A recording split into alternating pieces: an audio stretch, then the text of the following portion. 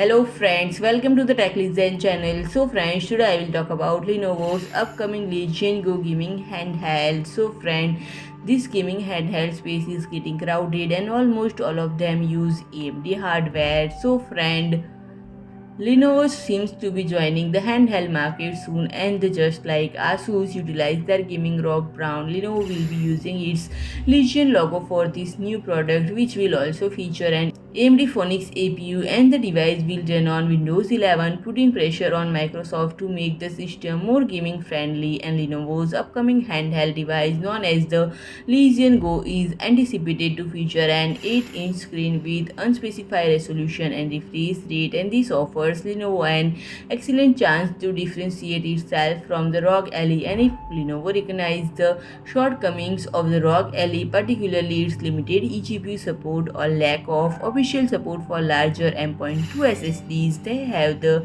opportunity to introduce a compelling and competitive product to the market. So friend, if you like my video, please do like, share and comment, and don't forget to subscribe my channel and press the bell icon.